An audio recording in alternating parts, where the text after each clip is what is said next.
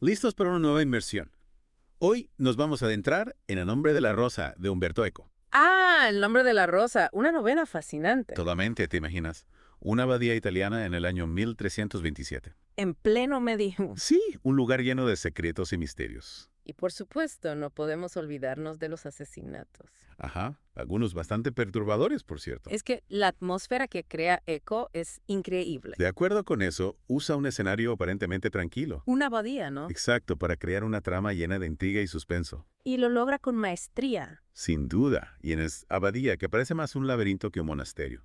Ah, la abadía, casi un personaje en sí misma. Sí, con su arquitectura imponente, su biblioteca laberíntica. Un lugar donde el conocimiento y el poder se entrelazan. De una forma inquietante, sí. Totalmente. Y en este ambiente conocemos a Atso, Un joven novicio. exacto, y a su mentor, Guillermo de Vázquez, Un fraile franciscano con una mente brillante. que juntos llegan a la abadía para resolver una serie de enigmas. Porque claro, no todo es paz y tranquilidad en este lugar. No, pero nada. La muerte de Adelmo, un talentoso miniaturista. Sacuda a la comunidad, suicidio, o algo más siniestro. Las circunstancias son muy sospechosas. Guillermo, con su agudeza detectivesca. Se lanza de lleno a la investigación.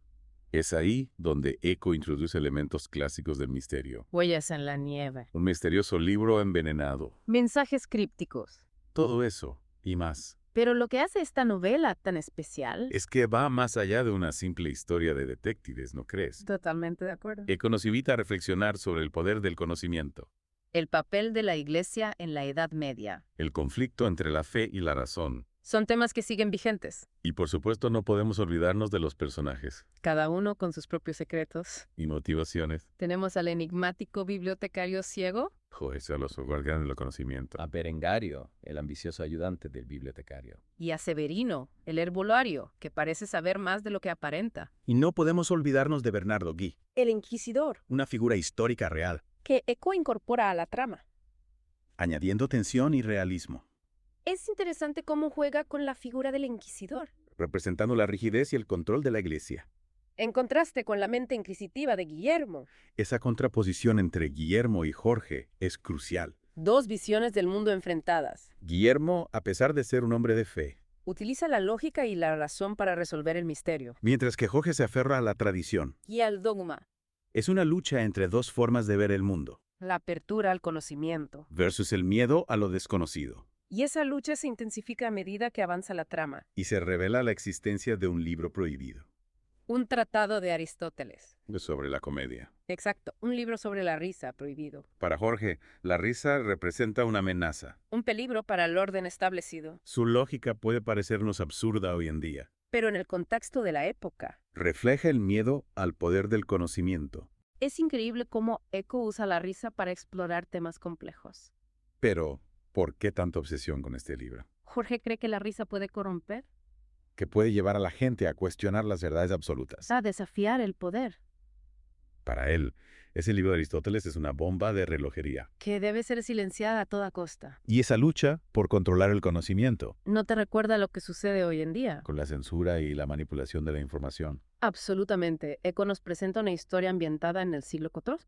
Pero los temas que aborda son muy relevantes para la actualidad. Nos invita a reflexionar sobre quién decide qué información es peligrosa ¿Quién tiene el poder de controlarla? y cuáles son las consecuencias de silenciar las voces disidentes. Y todo esto ocurre en el escenario de la biblioteca, Un laberinto físico que refleja la complejidad del misterio. y la mente de los personajes, La biblioteca es un microcosmos. donde se reflejan las tensiones de la época, El afán por el conocimiento, la lucha por el poder. el miedo a lo desconocido, Y es en este escenario donde ocurre la tragedia final, El incendio que consume la biblioteca. un símbolo de la pérdida irremediable. Pero ¿es Jorge realmente el único culpable? ¿O hay fuerzas más profundas en juego? esa es la cuestión, ¿verdad?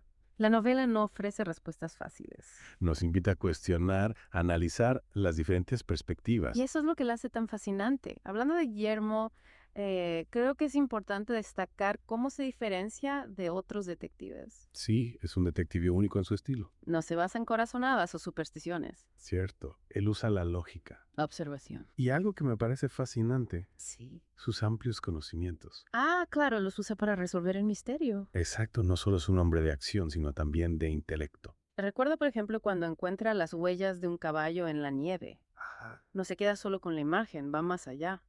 Usa su conocimiento para deducir. Que se trata de Brunello. Exacto. Mm. Un caballo específico mencionado en un libro de filosofía. Impresionante cómo conecta la literatura con la realidad. Es que Guillermo no solo lee libros, No. los vive, los respira. Su mente es un hervidero de referencias y ejemplos. Que usa para interpretar el mundo. Es como un hombre del Renacimiento. En plena Edad Media. Exacto. Representa esa curiosidad insaciable, esa sed de conocimiento. Que impulsó grandes cambios. Sí, no se trata solo de conocimiento teórico, ¿eh? No, para nada. También práctico, sabe de medicina, óptica, mecánica. Hasta menciona inventos que en esa época sonaban a pura fantasía. ¿Cómo cuáles? Carros que se mueven sin caballos, máquinas voladoras. Es visionario. Totalmente, y eso nos lleva a un tema central de la novela, ¿Cuál? la relación entre la ciencia y la religión. Ah, interesante. Guillermo, a pesar de ser fraile, Sí. no le teme a la razón ni a la experimentación. Al contrario. Las utiliza como herramientas para acercarse a la verdad divina.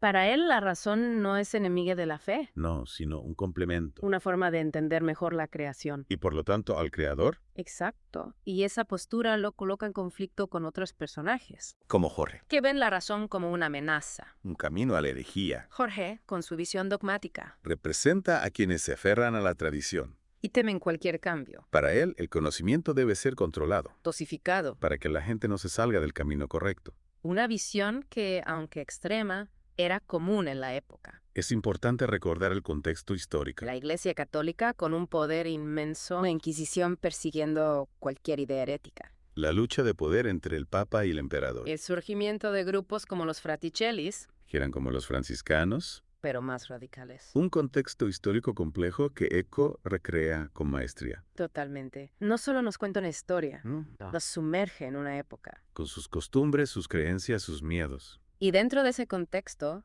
el libro prohibido de Aristóteles El de la comedia.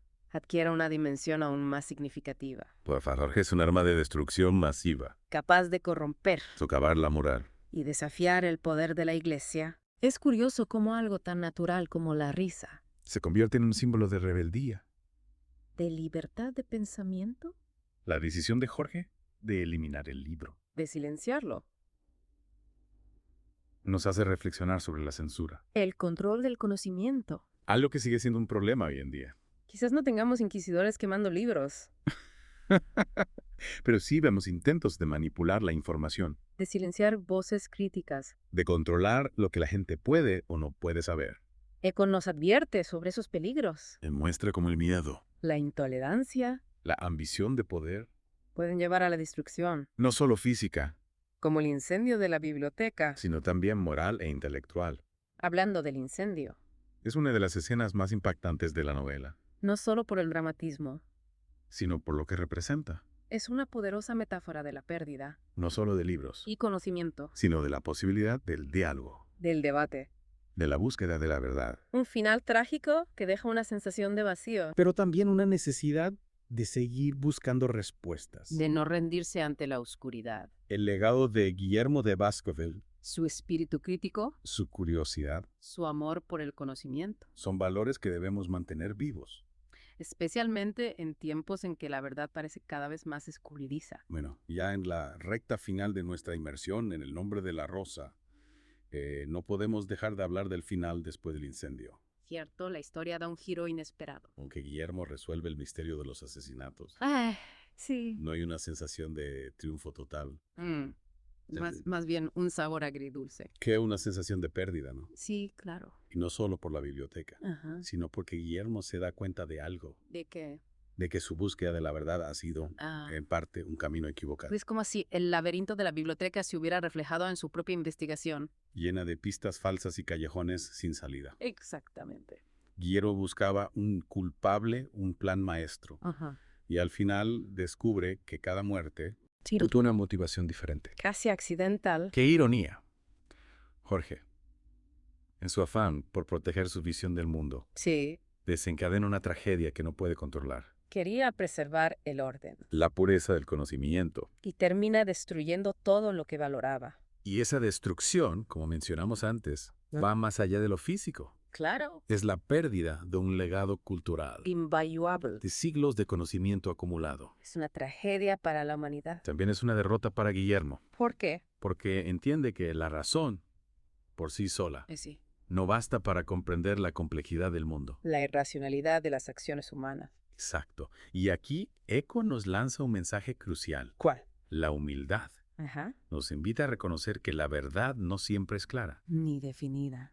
que a veces se esconde en los lugares más inesperados. En los motivos más oscuros. Es una llamada a la prudencia, A la necesidad de dudar. de cuestionar, De no aceptar las cosas como absolutas. solo porque alguien nos las presenta así. Es importante mantener un espíritu crítico. También a aceptar la ambigüedad, La contradicción. la posibilidad de que existan múltiples versiones de la verdad. Algo esencial en el mundo actual, ¿no crees? Totalmente. Vivimos rodeados de información, Opiniones. de versiones contradictorias. Es fácil perderse en ese laberinto. Dejarnos llevar por las emociones. O las ideas preconcebidas. Por eso la figura de Guillermo de Baskerville es tan relevante.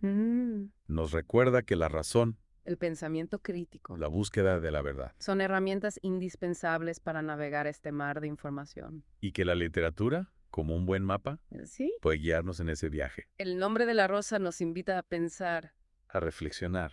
a no dar nada por sentado.